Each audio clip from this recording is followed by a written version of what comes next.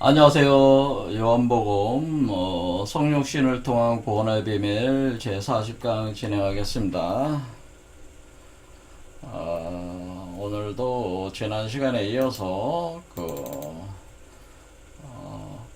10장 보겠습니다. 양의 우리 비유 쭉 읽어보고 나중에 일괄적으로 설명을 해보겠습니다.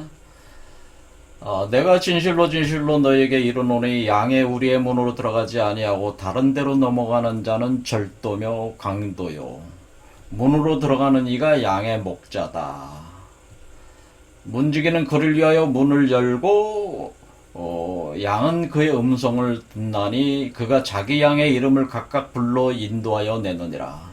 자기 양을 다 내어놓은 후에 앞서가면 양들이 그의 음성을 아는 고로 따라오되 타인의 음성은 알지 못하는 고로 타인을 따르지 아니하고 도리어 도망하느니라.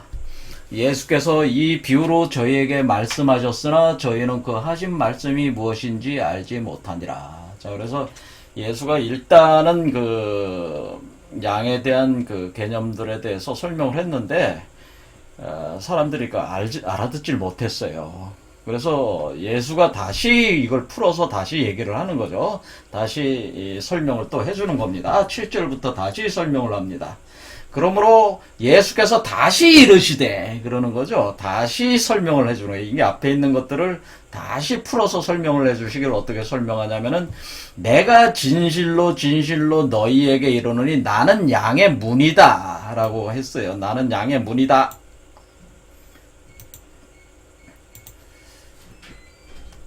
그리고 그렇게 하면서 나보다 먼저 온 자는 다 절도며 강도다. 강도니 양들이 듣지 아니하였느니라. 이렇게 해서. 그래서 앞에 위에 있었던 절도며 강도다라는 이것이 나보다 먼저 온 자들이라는 거. 나보다 먼저 온 자는 다 절도여 강도다라고 표현한 거예요. 그래서 양들이 듣지 아니하였다. 그래서 강도며 절도가 어떤 자들이, 어떤 사람들이라는 거에 대해서 설명을 해줬죠.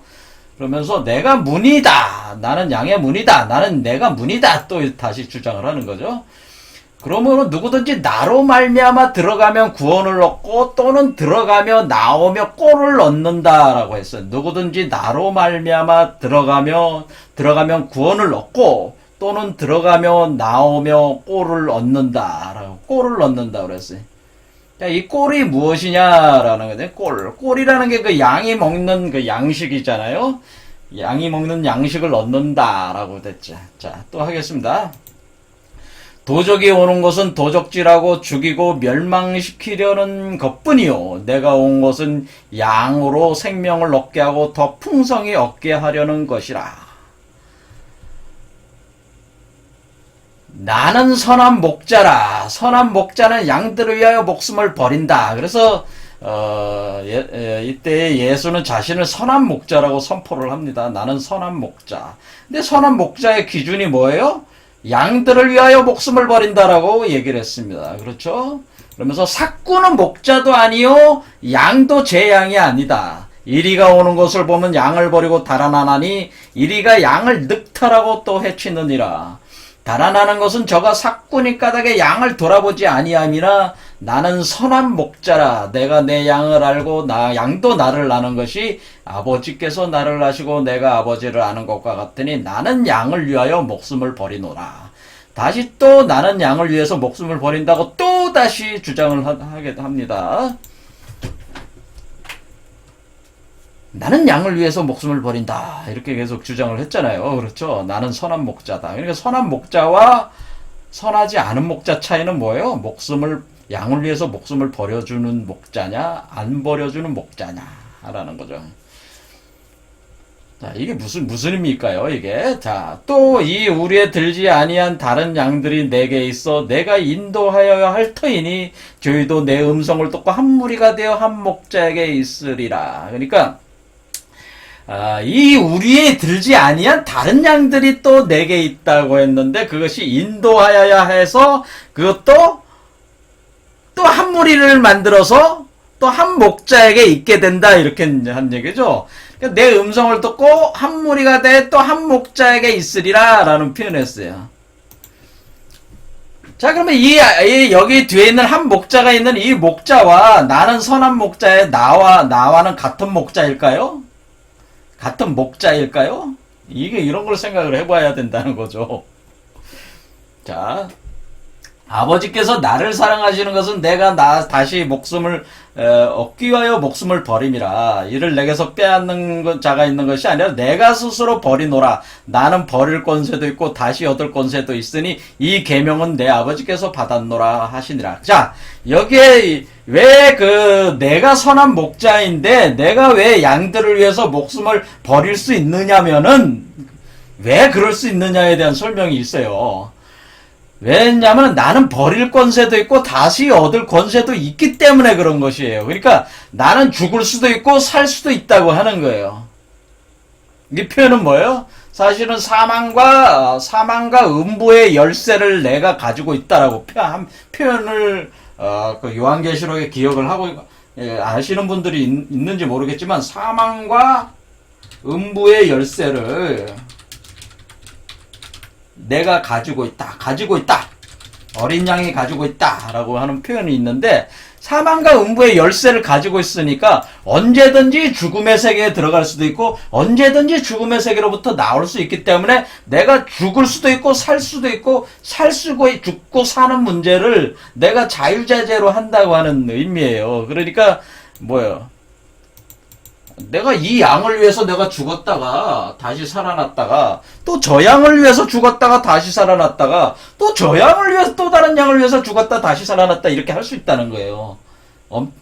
그러니까 삶과 죽음을 초월해 있다고 하는 거죠. 자, 이런 상태에 와 있다고 하는 겁니다. 사실 2000년 전에 예수 그리스도를 자기를 그렇게 표현한 거예요. 그렇기 때문에 양을 위해서 죽을 수도 있어요. 왜? 다시 살 수가 있으니까. 다시 살 수 있다는 걸 모르고서는 죽을 수는 없죠. 양을 위해서 죽을 수 없죠. 그렇죠. 양을 위해서 목숨을 버릴 수 있는 건 뭐예요? 자기가 죽음을 지배하니까 버릴 수 있는 거죠. 죽음을 지배도 못하면서 버리면 뭐예요? 그걸로 끝이지. 그 양 한 마리를 위해서 끝이지 그냥. 근데 지금 살려야 되는 양이 지천으로 널렸는데 그럴 수는 없는 거 아니에요. 그러니까 이 표현 뭐예요? 이거는 죽고 사는 걸 자유로이 한다는 뜻이야. 자기 자신을 죽이고 살리는 것도 자유자재로 한다는 거예요. 이 말씀으로 인하여 유대인 중에 다시 분쟁이 일어나느니 그 중에 많은 사람이 말하되 저가 귀신 들려 미쳤거늘 어찌하여 그 말을 듣느냐 하며 혹은 말하되 이 말은 귀신 들린 자의 말이 아니라 귀신이 소경의 눈을 뜨게 할 수 있느냐 하더라. 그래서 이게 의견들이 굉장히 분분한 거죠. 이 얘기들을 듣고. 자, 그냥 계속 읽어보겠습니다. 다 읽어보고 전체적으로 봐야 되니까. 그러니까 예루살렘에서 수전절에 이르니 때는 겨울이다. 예수께서 성전한 솔로몬 행각에 다니시니 유대인들이 에워싸고 가로되 당신이 언제까지나 우리의 마음을 의혹해 하려나이까. 그리스도여든 밝히 말하시오. 그러니까 뭐예요? 이 세상을 구원하러 왔냐? 이때의 그 유대인들이 구원한다는 개념은 뭐예요? 자기네들이 그 메시아, 다윗 왕과 같은 한마디로 해방을 시켜주는, 지금 로마의 압제로부터 해방을 시켜줄 수 있는 그런 메시아를 기다리고 있는 거잖아요, 사실은. 그러니까 이게 예수 그리스도는 그런 그리스도가 아닌데, 그런 개념이 아닌데, 이 사람들은 자꾸 왜냐면 예수가 너무나 엄청난 기적들을 많이 행하면서 다니니까 실제로 이 사람이 정치적으로도 이런 권력적인 측면으로도 현실적으로도 해방시켜줄 수 있는 실제적인 메시아일 수 있다는 그 생각을 하게 되고 그런지 안 그런지 묻는 거 아니에요. 지금 계속 물어보는 거 아니에요. 빨리 메시아라면 우리가 가서 칼이라도 그냥 갈고 와가지고 따르겠다, 혁명전쟁 해보겠다 이거지. 그리스도를 따라가지고, 예수를 따라서 혁명전쟁이라도 해보겠다 이래. 이때가 뭐냐면, 이때가 독립운동파들이 많이 있었어요. 유대 사회에서도. 로마의 압제를 벗어나기 위해서. 엄청난 요즘 뭐예요? 이슬람권이 미국과 이렇게 일종의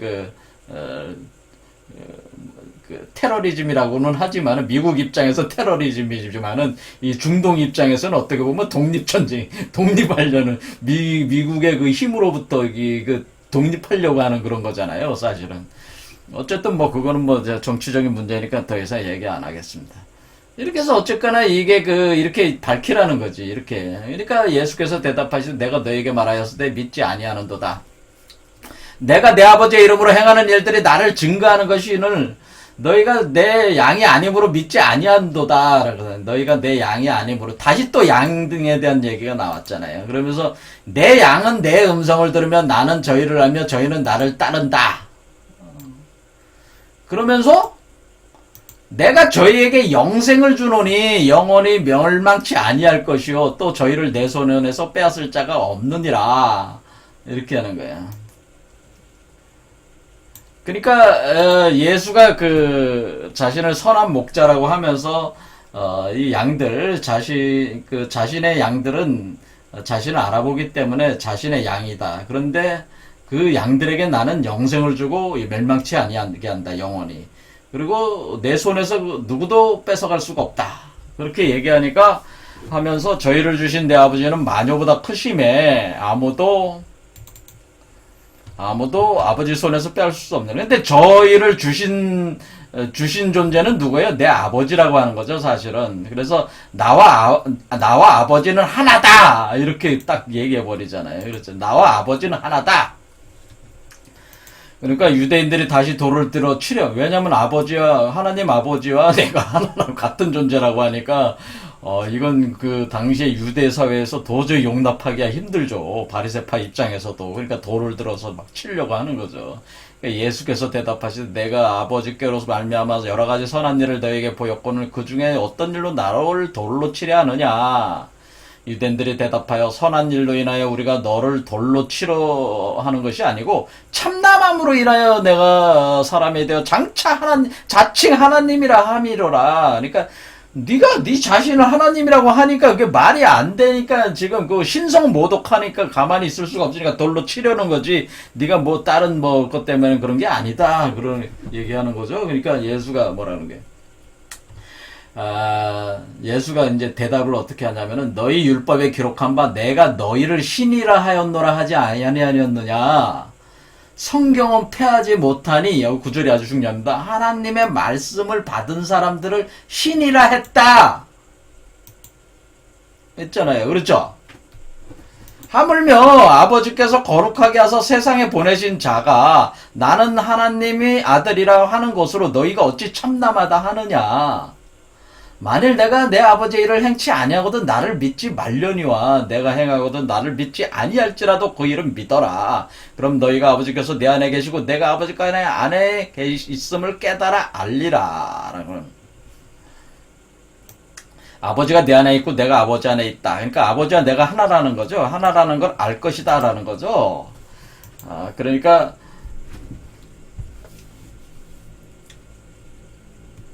내가 지금 기사 이적을 계속 하고 있으니까 그것만이라도 믿는다면은 내가 하나님 아버지와 내가 하나라는 걸 알 것이다. 깨달아 알 수 있는데 그것도 거부하는 거 아니냐. 그러니까 지금 소경이 눈을 고쳤는데도 불구하고 믿질 않잖아요. 거부하잖아요. 계속. 그렇죠. 그렇게까지 하는데도. 그런 얘기를 하는군요. 저희가 다시 예수를 잡고 자연했으나 그 손에서 벗어나 나가시라. 다시 요단강 건너편 요한이 처음으로 세대해 주던 곳에 가서 거기에 거하시니 많은 사람들이 왔다가 말하되 요한은 아무 표적도 행치 아니하였으나 요한이 이 사람을 가리켜 말한 것은 다 참이라 하더라. 그래야 거기서 많은 사람이 예수를 믿으더라. 그러니까 예수는 지금 요한복음에 보면 다양한 기사 이적을 행하고 있어요.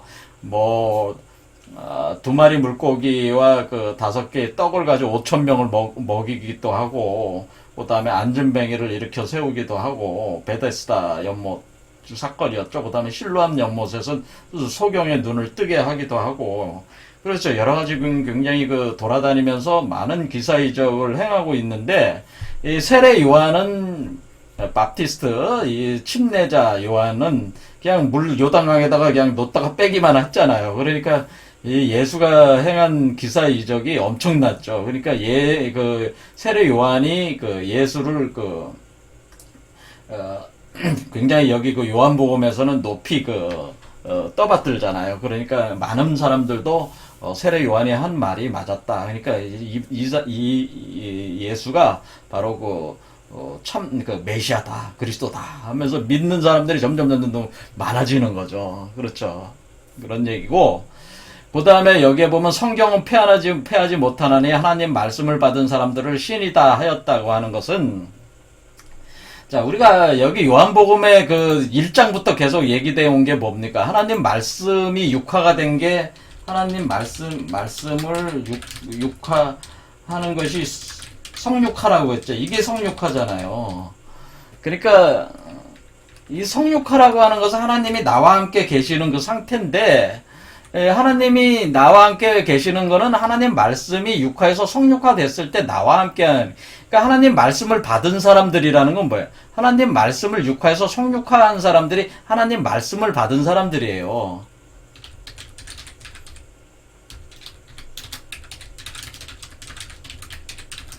이 사람들이 뭐예요? 이 사람들이 바로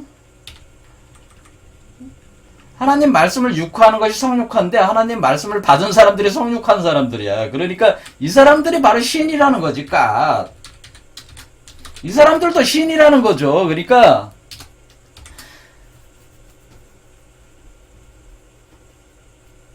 우리가 그렇게 해서 하나님 말씀을 받아서 여러분도 다시 신이 될 수가 있다는 거잖아요, 지금. 그렇죠. 그러니까 여러분이 인간이 아니고, 만약 여러분이 지금 인간인데 하나님 말씀을 받아서 여러분이 성육화하게 되면은, 여러분은 인카네이션이 마무리가 되면은 여러분은 신이야. 더 이상 사람이 아니라고. 그렇죠. 그런 얘기잖아요, 지금. 하나님 말씀을 받아서 성육화한 사람들은 다 신이다. 그런 표현하고 같은 얘기예요. 그렇죠. 그 일관성이 있잖아요, 지금 요한복음은. 그렇죠. 그러니까, 우리가 여러분의 인자를 그러니까 지금 이 얘기는 뭐야? 하나님 말씀을 받은 사람들이라는 표현이 뭐예요? 그러니까 그게 한 사람이 아니고 그런 사람들이 많다는 얘기 아니에요.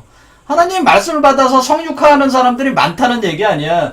그 많은 사람들이 다 신들이다라는 표현이잖아요. 그러니까 이 표현은 뭐예요? 2000년 전에 예수 혼자 성육화가 된 것이 아니고, 뭐 혼자든지 어쨌거나 하나님 말씀으로 성육화된 존재들은 다 신이 되는 것이다라는 어떤 논리를 여기서 표현해주고 있잖아요. 그렇죠.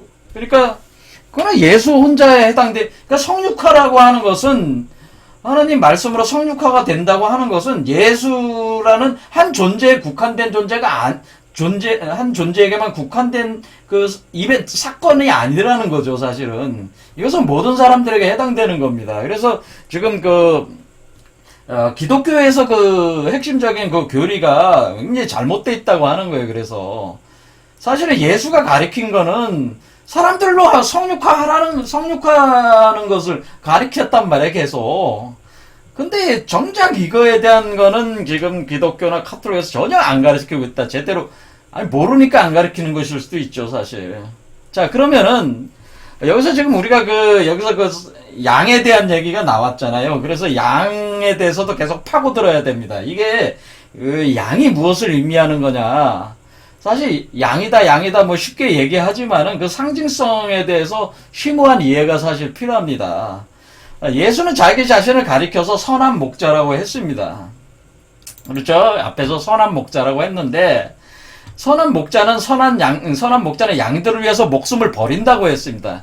도대체 이런 표현이 뭐냐? 제가 아까 사망과 음부의 열쇠를 가졌기 때문에 양들을 위해서 죽었다가 다시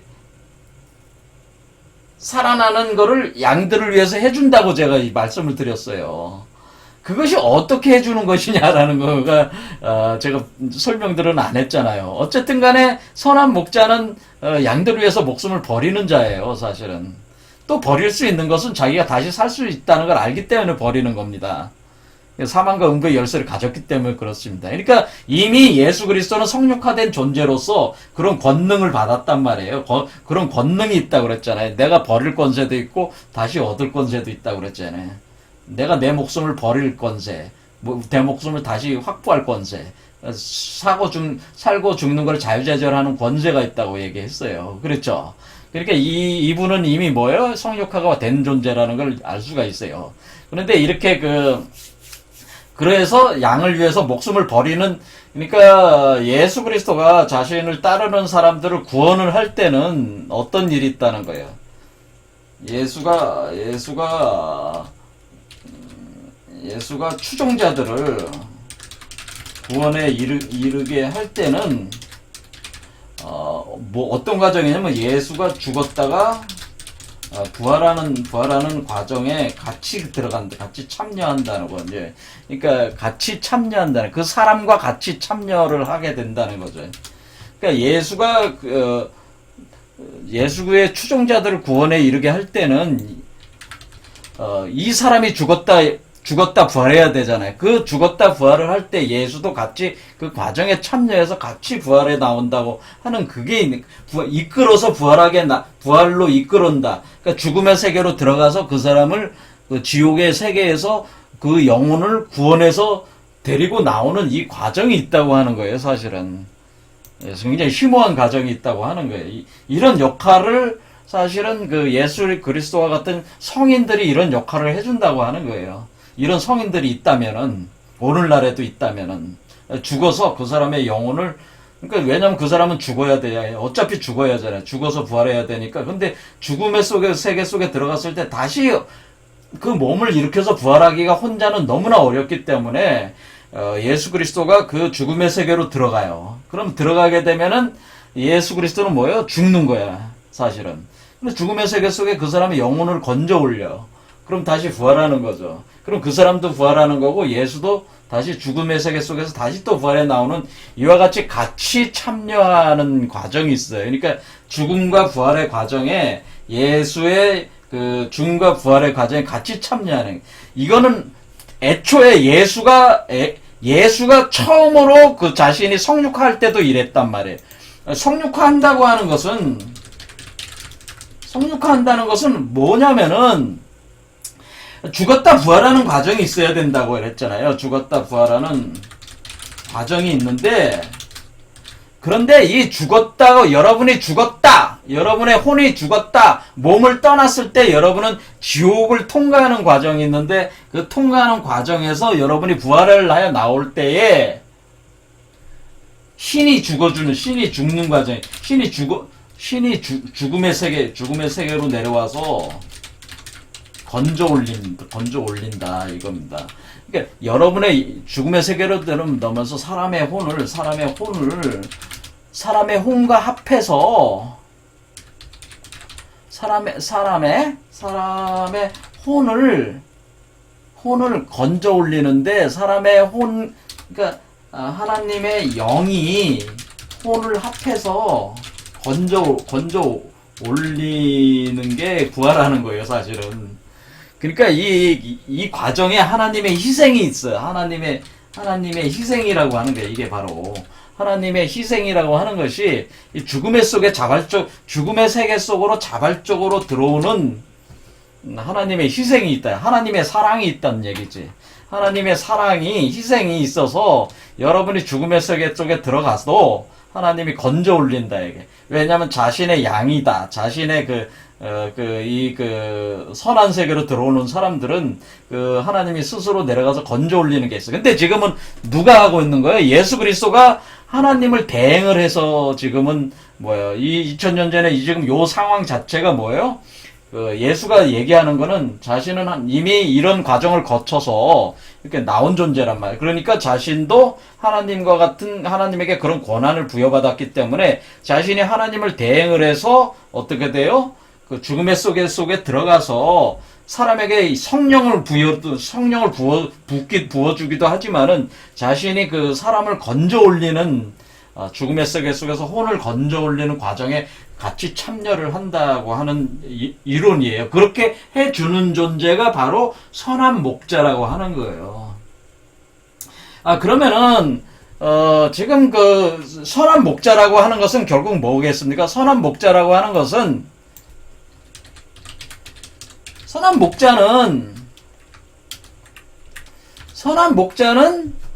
성육화를 전제로 하는 거죠. 성육화를 전제로 일어나는 것이요.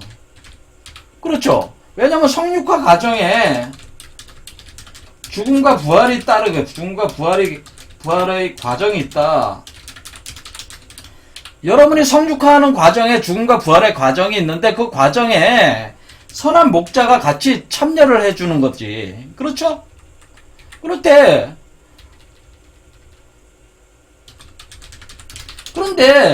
지금 지금 기독교 천주교 카톨릭의 거기 성직자라고 하는 사람들이 이런 선한 목자는 아니다 그 얘기죠. 여기서 뭐라 그래요? 사꾼이라고. 사꾼. 돈 받고가 단상에 올라가서 그냥 떠버리는 자들이야. 그냥 그 사람들, 그 존재들은 이렇게 성육화 과정에서 죽음과 부활에 참여하는 과정이 있으려면은 자기 자신이 먼저 뭐예요? 자기 자신이 먼저 성육화가 돼 있었어야 돼. 근데 지금 그 단상에서 얘기하는 그 성직자들이 지금 성육화된 사람들이 아니잖아. 그냥 돈 받고 그냥 설교나 하는 자들 아니에요. 그 사람들이 무슨 여러분들이 성육할 때 뭐 같이 같이 그 죽음의 세계에 들어가지고 같이 건져내는 거 할 수 있어요? 그런 권세가 없잖아. 능력도 없고. 그러니까 그런 사람들은 그 뭐야? 죽겠다고 내가 죽었다 부활해야 된다고 죽으면은 뭐야? 그냥 도망가 버리지. 그건 나 죽기 싫다고. 그렇죠? 도망가 버린단 말이에요. 그렇죠? 그러니까 여기서 일이나 늑대가 오면은 뭐야? 도망가 버린다 이게. 일이나 늑대가 있는 곳이 죽음의 공간이거든요. 그 죽어야 되는 곳에 가면은 도망가 버려. 사꾸는. 그런 표현입니다. 자, 이런 얘기가 좀 더 구체적으로 그러니까 선한 목자라는 게 그런 얘기인데, 자, 이제 계속 들어가겠습니다. 그럼 이거는 이제는 요한계시록하고 또 연결을 해서 이제 설명을 해보겠습니다. 자, 그럼 선한 목자는 그런 존재고, 그런 선한 목자들은 근데 분명히 선한 목자 예수 그리스도가 지금 선한 목자라고 자신을 얘기했어요. 그 선한 목자들에게는 자신의 목소리를 알아듣는 양들이 있다고 그랬잖아요. 양들이 있다. 자기의 양의 무리가 있다고 분명히 표현했어요. 그래서 자기가 양의 무리가 있어서 그 양의 무리를 자기가 자기 양이면은 자기를 알아보고 쫓아온다고 그렇게 돼 있죠. 그것이 어떤 메커니즘으로 되는 거냐? 이걸 이제 설명을 하려는 거죠. 그러니까 이것을 요한계시록에 보면 이제 그 단서가 나와 있어요. 그러니까 보겠습니다. 요한계시록 7장에 보면은 이제 14만 4천의 이인을 다 찍은 뒤에 14만 4천의 이인에 대해서 이제 설명했으니까 또 설명 안 하겠습니다. 이 앞구절이 14만 4천에 대한 이인에 대한 얘기가 나와 있어요. 이 일이 끝난 후에 내가 보니 각 나라와, 그러니까 요한계시록 7장입니다. 족속과 백성과 방언에서 아무라도 능히 셀 수 없는 큰 무리가 흰 옷을 입고 큰 무리가 흰 옷을 입었다고 돼 있잖아요. 그렇죠? 큰 무리가 흰 옷을 입었어요. 여러분, 그 양이 하얀색입니까? 검은색입니까? 양은 흰색이잖아요. 양은 흰색이잖아요. 흰 양이잖아요. 우리 흰 양이 백양이잖아요. 백양. 보통 백양이잖아요. 양은 되게 하얗잖아요. 색깔이. 백양이야, 백양. 근데 백양인데, 이 흰 물이라고 하는 요게 바로 양물이에요. 양물이. 흰 옷 입은 흰 옷 입은 무리가 양물이야. 사실은 양의 무리야. 이렇게 생각하고 이렇게 요한복음하고 그 양의 얘기하고 매칭을 시켜서 이걸 들어보세요. 자, 흰옷 입은 무리가 양의 무리예요. 흰옷이라는 게 양털을 뜻하는 게 양털 하얀 양털 같은 옷을 입은 사람들이야. 이 사람들이 사실은.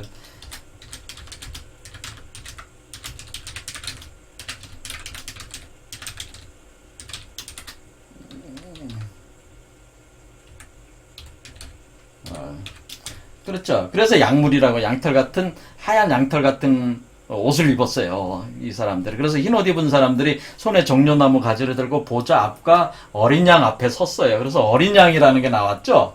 어린 양. 그래서 큰 소리로 외쳐 가로되 구원하심이 보좌에 앉으신 우리 하나님과 어린 양에 있도다. 이렇게 돼 있죠. 있도다 하니 모든 천사가 보좌와 장로들과 네 생물의 주위에 섰다가 보좌 앞에 엎드려 얼굴을 대고 하나님께 경배하되 가로되 아멘. 찬송과 영광과 지혜와 감사와 존귀와 능력과 힘이 우리 하나님께 세세토록 있을지로다. 아멘 하더라. 장로 중에 하나가, 여기에 장로가 한 24명이 있는데 그 중에 하나가 응답하여 내게 이르되, 여기서 나라는 거는 누구냐면 여기 사도 요한을 얘기하는 겁니다. 지금 요한계시록의 주인공은 사실 사도 요한이 지금 이 계시를 받고 있는 거잖아요. 그러니까 사도 요한에게 이르되, 장로 중에 하나 사도 요한에게 이르되, 이 흰옷 입은 자들이 누구며 어디서 왔냐 이렇게 묻잖아요. 그렇죠? 이 흰옷 입은 사람들이 어디서 왔냐, 누구냐 물으니까 사도 요한이 모르죠. 뭘 알아. 그러니까 내 주여. 그러니까 장로한테, 내 주여, 당신이 알리다. 나는 그냥 사도 요한 계시 받는 사람이 내가 어떻게 알아요? 당신이 알 거 아닙니까? 그러니까 그가 나에게 이르되, 이는 큰 환난에서 나오는 자들인데 어린 양의 피에 그 옷을 희게 하였느니라. 이렇게 대답하니까 뭐야? 그러니까 그리고 어떤 식으로 물었다는 거예요. 그러니까 이 흰옷 입은 자들이 누구며 어디서 왔냐? 이렇게 물으니까 내가 뭐 어떻게 합니까? 그러니까 그래? 이 흰옷 입은 사람들은 큰 환난에서 나오는 자들인데 어린 양의 피에 그 옷을 실제 희게 된 자들이다. 그렇게 대답을 해주는 거 아니에요. 또 이런 식의 어법을 썼다는 거죠, 지금. 그러니까 알면서 물어보면, 그러니까 이미 자기는 알고 있는데 물어봤다는 거죠. 그렇죠? 그러면서 대답을 해줬어요. 그래서 그러니까 이 흰옷은 어떻게 휘어진다고 하는, 이 흰옷은 어떻게 만들어진 옷이에요? 흰옷은 어린 양의 피에 휘어진 것이다라고 돼 있잖아요. 그러니까 어린 양의 피에 휘어졌다고 하는 이 어린 양의 피는 사실은 이 어린 양의 피에 휘어져야지 흰옷이 된다고 하는 얘기를 한 거잖아요. 그렇죠? 그렇죠? 자, 여기 이제 여기입니다. 요걸 이제 여기 해야 돼. 그러니까 우리가 이 흰옷 입은 사람들이 되려면 어떻게 해야 된다는 겁니까? 어린 양의 피에 휘어져야만 된다는 거 아니겠습니까? 그러니까 어린 양의 피에 휘어진 자니까 뭐예요? 양의 피에 휘어진 자니까 양이지. 양이 된 것이다. 그런 얘기죠. 양의 피에 휘어지니까 양으로 되는, 양으로 상징하게 된다. 그런 얘기죠. 그러니까 어린 양의 피에 휘어졌다는 건 뭐예요? 어린 양이 피로 휘어진 거는 이 사람의 옷이, 흰 옷이 어린 양의 피에 휘어진 거는 이 흰옷 입은 사람이 어린 양의 소유라고 하는 거잖아요.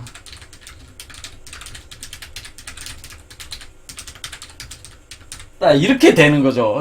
흰옷은 어린 양의 소유라기보다는 어린 양의 물이다. 어린 양이 이끄는 양무리에 속한다고 하는 거죠. 그러니까 이 흰옷 입은 사람은 이 어린 양이 이끄는 양무리에 속하는 거예요, 사실은. 흰옷 입은 사람은 양이 되고 어린 양이 이끄는 양무리에 속하게 되는 거예요. 그렇죠? 그러므로 그들이 하나님의 보좌 앞에 있고 또 그 성전에서 밤낮 하나님을 섬김에 보좌에 앉으시니까 그들 위에 장막을 친다고 돼 있잖아요. 그들 위에 장막을 치리시리니 하니까 뭐요? 그러니까 양의 무리, 이 양들, 흰옷 입은 무리에 장막을 친다는 건 뭐야? 장막을 친다는 것은 우리를 만든다는 것이네요. 우리를 만든다는 거잖아요. 장막을, 흰옷 입은 무리들이 양들이 막 있는 자리에다가 장막을 치는 건 뭐예요? 장막이라는 건 둥글게 이렇게 치네. 그러니까 장막이라는 거 여기 그림으로 그려놓지만 이렇게 둥글게 쳐놓는 거 아니에요. 그러니까 요게 어린 양 목자가 되고 요거는 양들이 되는 거죠. 이렇게 장막을 쳐준다는 거지. 그렇죠? 저희가 다시 줄이지도 아니하고 목마르지도 아니하고 해나 아무런 뜨거운 기운도 상하지 않을, 이는 보좌 가운데 계신 어린 양이 저희의 목자가 된다. 이렇게 돼 있잖아요. 그러니까 어린 양이 바로 목자고, 어린 양이 바로 예수 그리스도니까, 2000년 전에 예수 그리스도는 그러니까 목자 역할을 했으니까 우리 어떻게 알 수가 있는 거예요. 그러니까 우리가 여기서 어린 양이라고 하는 존재는 바로 목자가 되고 이게 바로 그 예수다 이렇게 볼 수가 있는 거죠. 그러니까 여기서 나는 선한 목자다 이렇게 어린 양이 바로 선한 목자고 바로 그게 예수다. 그런데 이 선한 목자가 뭐를 해줬다는 거예요? 생명의 샘으로 인도하고 하나님께 저희 눈에서 모든 눈물을 씌워준다 하는데 예수가 선한 목자가 뭐를 했다는 거예요? 예수가 결국 뭐예요? 예수가 자신의 피로 어떻게 됐다는 거예요? 자신의 피로 흰옷 입은 무리를 만들었다는 거 아니에요. 즉 양무리를 만들었다 이런 거 아닙니까? 지금 얘기가 지금 그렇죠. 그러니까 이거는 무슨 얘기입니까? 예수가 2000년 전에 예수가 한 일이 무엇입니까? 2000년 전에 예수가 한 일은 요한복음에서 계속 주장하는 게 뭐예요? 이것은 이 빵과 포도주를 내놓고선 이 빵을 가지고는 이것은 내 살이고 포도주를 가지고선 이것은 내 피다라고 자꾸 강조를 했잖아요. 빵과 포도주를. 빵과 포도주를 가리켜서 예수가 항상 이것은 예수의 살이요 피다 자꾸 이렇게 주장을 했잖아요. 포도주를 뭐라 그랬어요? 포도주가 그러니까 2000년 전에 유카리스트 2000년 전에 성만찬의 포도주가 예수의 피고 이게 어린 양의 피잖아요. 그렇죠? 2000년 전에 그 성만찬의 포도주가 예수의 피고 어린 양의 피야. 그러니까 성만찬의 포도주를 마신 존재들은 어린 양의 피에 휘어진 자들이다 그런 얘기죠. 그렇죠? 그러니까 제자들은 뭐예요? 우리가 그 최후의 만찬에서 제자들과 같이 포도주를 마셨잖아요. 그러면은 그 사람들은 뭐가 된 거예요? 어린 양의 피로 휘어진 잔들이 된 거잖아, 제자들이 지금. 그렇죠? 그런데 그런 어린 양의 피로 휘어진 자들이 12명 제자만 그런 것이 아니고 이렇게 보시면 되죠. 자, 그러면은 어린 양의 피로 휘어졌으면은 과연 여기 사도 요한이 어린 양의 피로 휘어졌어요. 이 사람도 흰옷 입은 자가 됐고 이 사람들 양 중에 하나가 됐는데 이 사람이 어린 양이 돼서 또 나와가지고 뭐요? 또 요 사람이 다른 사람들을 또 요 자신이 가지고 있는 예수를 대행을 해서 또 피로 휘어지게 또 무리를 만들 수 있을 거 아니에요. 이렇게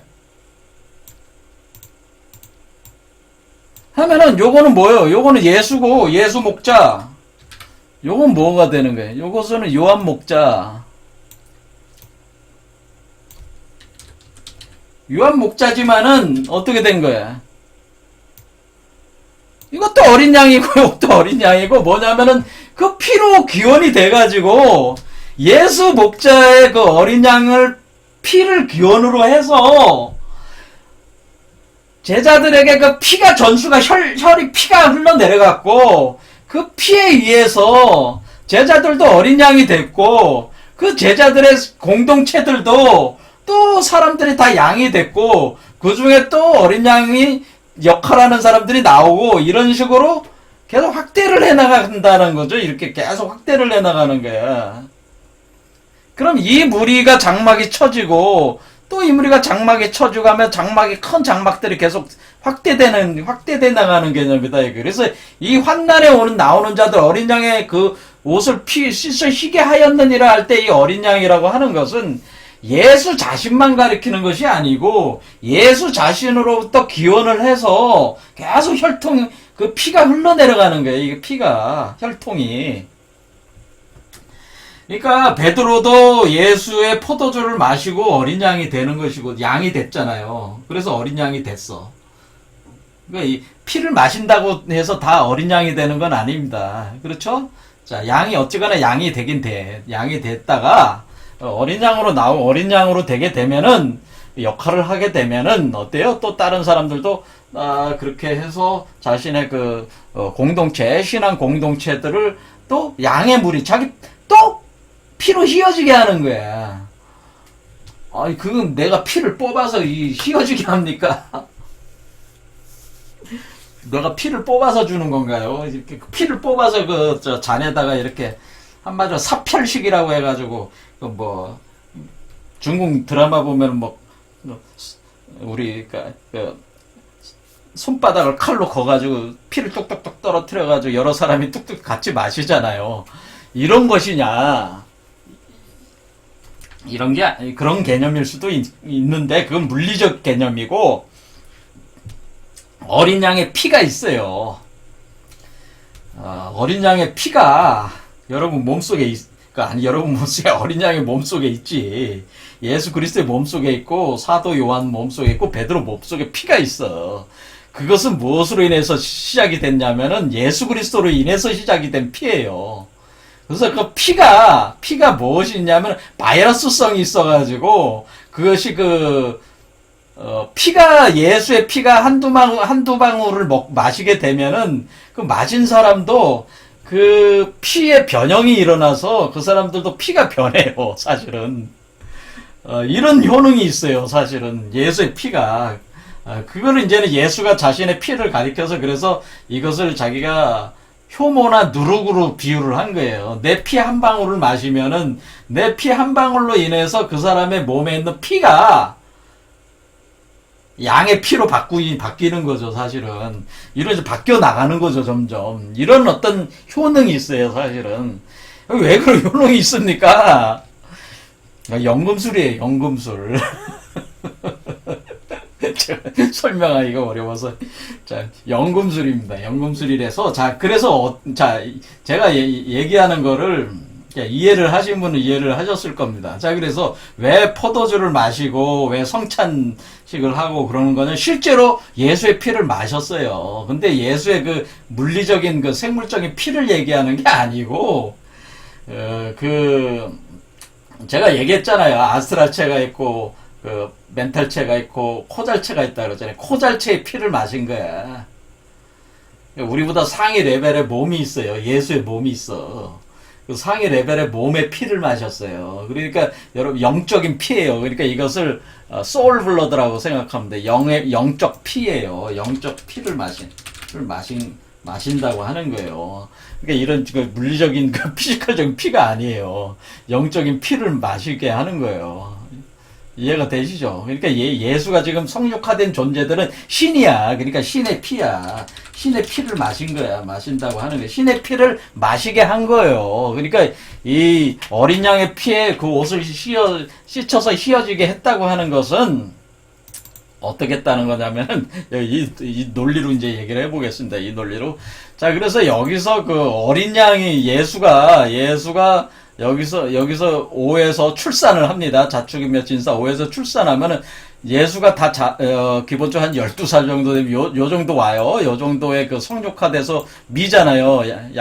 양이잖아요. 양이 여기 오면은 예수가 제자들의 몸속으로 지금까지 계속 했던 건 뭡니까? 지금까지 계속 썼던 건 비둘기를 썼잖아요. 그렇죠. 비둘기를 썼는데 지금은 어떻게 양으로 바꾸겠습니다.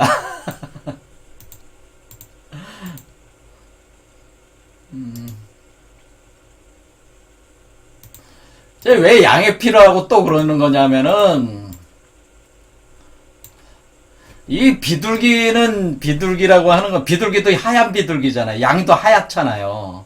그렇죠. 하얗다고 하는 건 하얀 백금을 상징하네요. 백금. 근데 이 비둘기를 가지고 표현한 거는 하늘에서 내려온 존재라는 걸 표현을 한 거예요.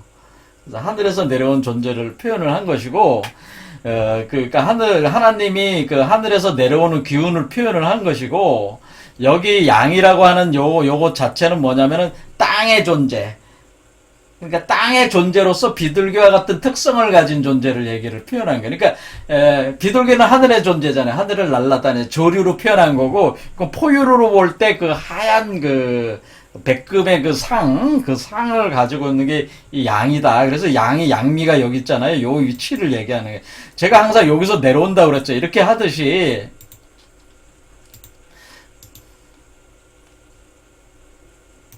이렇게 해서, 이렇게 양이 이렇게 내려오는 거예요. 이렇게. 그래서 여기 백 이렇게 됐죠. 백 이렇게 해서 다시 또 이렇게 올라가는 거라고. 이렇게 한 바퀴 도는 거예요. 이렇게. 그러니까 여러분의 몸속에 어떻게 해요? 양이 내려와서 양이 올라간다 이렇게 생각하셔도 똑같은 비둘기 대신에 양을 넣어도 되는 거예요. 근데 여기에 그 비둘기라고 하는 것은 여기 구자화성의 여기 천일자 요 새라는 뜻이잖아요. 여기가 바로 새를, 그러니까 요 새의 위치는 여기고요. 말인데 날개 달린 말이야. 그러니까 여기가 새야. 그러니까 여기가 새의 위치고 하얀 새고 여기가 양의 위치야. 그러니까 우리가 비둘기를 상징으로 쓸 땐 여기 위치를 해서 이렇게 내려온 걸로 쓴 거고, 여기하고 그다음 여기 뭐 유가 있잖아요. 그래서 여기에 쓴 거고. 그러면 양은 어디에 있습니까? 양미는 여기에 있고 또 양은 또 어디 있어요? 요게 양이야. 여기 팔개에서, 그러니까 새가 요게 팔개에서 요 화성이 요게 새예요. 새. 제가 말씀드렸는데 요거 있죠? 리괴가 새야. 새고 여기는 양미 있잖아. 양. 근데 새는 또 뭐요? 요 유가 새잖아. 닭이잖아. 닭이니까 땅으로 내려온 새야. 요게 하얀 새. 그러니까 하얀 닭이라고 보면 돼. 그렇죠. 이렇게 표현한 데 반해서 요 양은 어떻게 해요? 요게 미가 양이죠. 그렇죠? 그 다음 여기서 양은 어디 있습니까? 요 칠적금속이 양이에요. 요게 암양이야, 암양.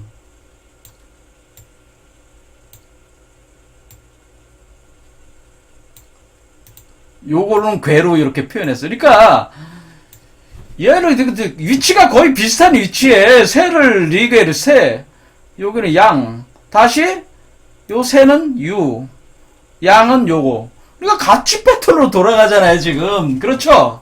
그러니까 이게 하늘의 존재로 이렇게 그 새로 표현하느냐 양으로 표현하느냐 그 상징적인 기법이 틀린 것이지 그 이치는 같은 거예요. 그래서 우리가 그 예수가 어디서 태어나게 되냐면 예수가 베들레헴에서 태어나잖아요.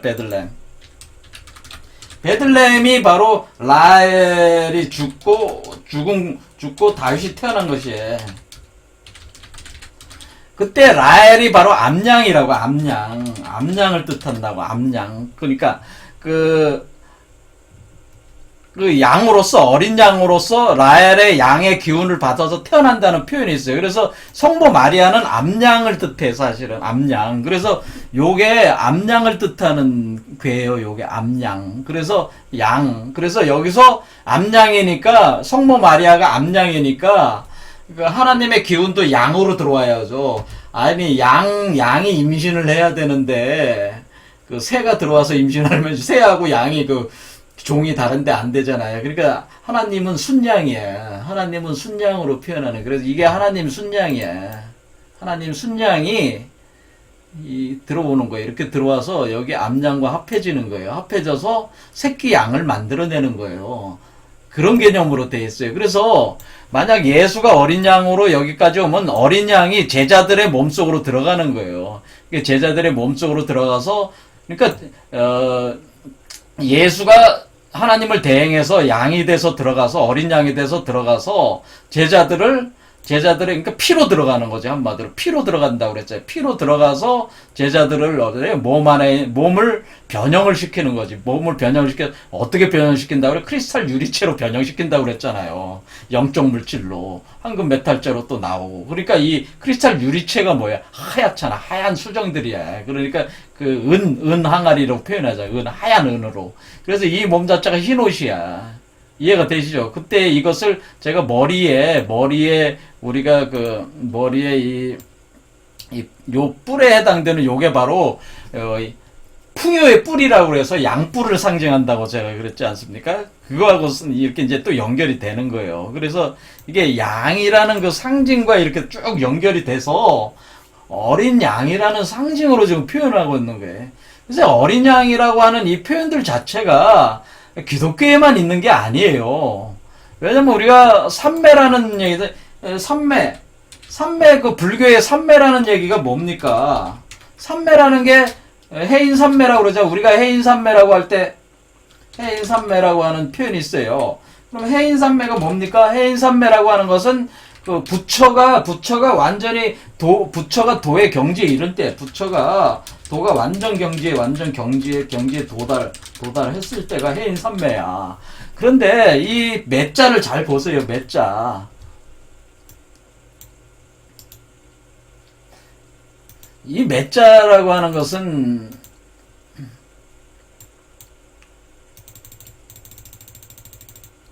해인산매 매자가 양이잖아. 양에 태양 같은 알이 양에 와 있는 거야. 사실 태양 같은 존재가 양에 와 있는 거예요. 그래서 이 매자가 어둘 매자란 말이야. 사실은 어둡다고 하는 것은 미명, 그러니까 막 이렇게 날이 밝아오기 시작할 때, 그때가 이 매예요. 그러니까 이게 어린 양이, 이것 자체가 어린 양이란 뜻이야. 이 매라는 이 자체가 불가로 보면은 어린 양이고, 이게 이것을 그래서 석가모니를 뭐라고 부르렀냐면은 황금사슴이라고 불렀어요. 황금사슴.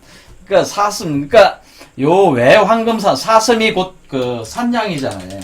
사슴 같은 유가 산양이야. 그러니까 우리가 저기 할 때 동양권에서는 양을 많이 치는 거는 아니잖아요. 그러니까 이쪽 유목민 쪽에서는 유목계통에서는 양을 주로 상징체로 삼고, 이런 동양권에서는 사슴으로 주로 그걸 대체를 해서 삼는 거예요. 근데 두 개 다 양, 염소, 사슴, 이 계열이 다 뭐예요?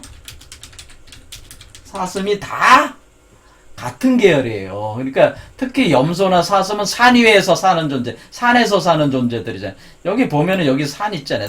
요 산에서 사는 존재들이란 말이에요. 산에서. 그래서 그래서 우리가 제가 이제는 역학 주역에서도 어떻게 돼? 이달 선생의 달도 이게 왜 여기에 양이 있냐? 우리 한국의 역학자들도 이걸 알고 있단 말이에요. 양이 와야 된다는 거를. 여기 양자가 있잖아요. 양자. 그렇죠. 이름을 그렇게 일부러 바꿨단 말이에요. 바꿔서 이렇게 쓴단 말이에요. 왜냐면 양이라는 상징성이 가지고 있는 내포하고 있는 것이 있다고요. 그것을 양이 뭐를 가지고 있냐면은, 오행 요소 중에, 수화 목금토 중에 금을 가지고 있어요. 흰 금을. 그러니까, 제가 말씀드린 대로, 우리가 여기서 태어나는 존재들의 몸은 황금, 메탈재, 금속으로 이루어져 있는 존재들이기 때문에, 그것이 뿌리 있는 동물들이 금속을 가지고 있다고 지난 시간에 말씀드리지 않았습니까? 그걸 표현한 건데, 특히 가을을 상징하는 금속으로 이루어져야 되기 때문에 그래요, 몸이. 그래서 이 양을 내세우는 거래요. 양을 상징으로 내세우는 겁니다, 사실은. 이 이치를, 제가 이렇게 설명을 했는데도 잘 이해가 잘 안 되실 거예요. 이런 개념으로 설명하는 사람이 없고, 이런 개념으로 짚어져 가는 사람이 없기 때문에, 이해하기가 어려우실 수도 있는데, 왜 이걸 근본적으로 여러분들이 생각하시기에 왜 예수를 어린 양이라고 그러고, 왜 석가모니 같은 부처를 왜 사슴이라고 하고, 왜 그러는 거지? 왜 양이라고, 양 종류로 계속 얘기하는 거냐? 아니, 제우스를 왜 양이라고 하는 거냐? 제우스가 순양이야. 그리고 이집트의 절대 유일 신이 아멘 나도 순양이야. 왜 신들은 다 순양일까? 여기서 나오는 존재들은 왜 순양이 되는 거야? 양이 되는 거냐? 이런 것들을 생각을 하셔야 돼요. 그러니까 이런 것들이 기독교 성경적으로는 예전에 카인과 아벨의 얘기에도 녹아 있어요. 왜 카인은 양치기 아벨을 죽일 수밖에 없느냐? 이때 왜 죽였냐? 이게 상징성 때문에 그래. 이게 다 내포되어 있는 휘나적 카인이 아벨을 죽일 수밖에 없어, 사실은. 이치적으로는. 여기도 다 녹아있는 거예요, 사실은, 이런 개념이. 자, 어쨌든 간에, 자, 우리가 양이라고 어린 양의 피로 휘어져서 어린 양의 피로써, 이 세상 사람들을 이제는 피로써 이렇게 제자들을 한마디로 유카리스트, 성만찬을 통해서 이렇게 자신의 피를 나눠줌으로써 사람들이 다 양이 되는 거예요, 사실은. 그게 자신의 피를 마신 자들이 자신의 양이 되고 자신의 양의 무리가 되는 거예요. 그러니까 자신의 말만 알아들을 수가 있는 거예요.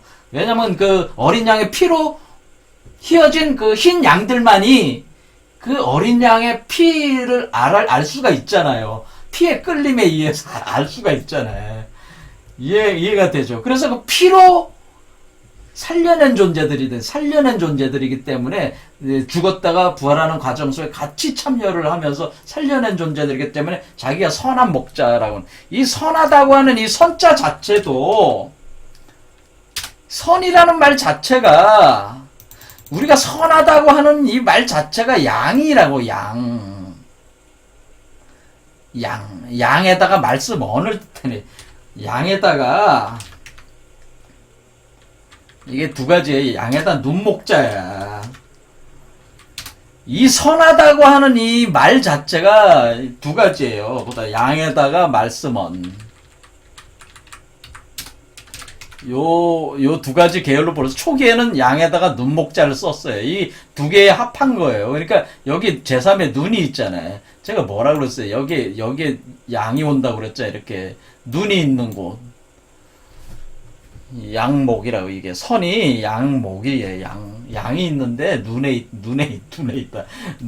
그러니까 이게 여러분 그 네이버 한자 사전을 찾아보면 요게 선이에요. 요게 선. 본래 이 선이라는 한자가, 선한 목자가라고 할 때 선이라는 한자가 이렇게 그 양에다가 눈이 있는 거, 양 위에 눈이, 아니 눈 위에 양이 앉아 있는 요런 상이라고. 요런 상, 요게 바로 착할선이에요. 요게 이해가 되십니까? 이렇게 돼 있어요. 선한 목자다라는 표현이에요. 그래서 우리가 그 아브라함이 왜 그 이삭을 제물로 바칠 때 이삭을 찌르려고 했을 때 그걸 막으면서 거기 순양이 하나 걸려 있었잖아요. 거기 양을 갖다 바치잖아요. 그리고 모든 제단이나 이런 데 다 양을 갖다 바쳤잖아요.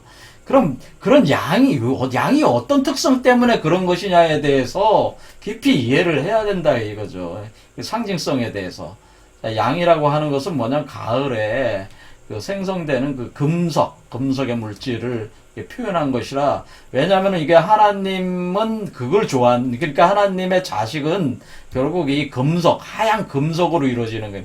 그러니까 백색이라는 표현인데, 여기 보면은 가을에 백자잖아요. 백색이잖아요.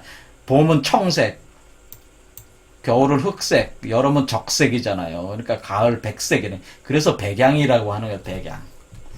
백색. 그래서 흰 옷 입은 자들이라고 하는 거예요. 그러니까 가을의 금의 기운으로, 금속의 기운으로, 금속의 물질로 어린 양의 몸이 만들어지고 여러분이 크리스탈 유리체가 되기 때문에 뭘 해야 돼? 여러분이 신이 되려면은 가을 금속으로 이루어져야 되니까 양의 피로 이루어지는 것이죠, 사실은. 그러니까 그래서 양을 내세우게 되니, 양을 상징으로 내세울 수밖에 없는 거죠, 이치적으로.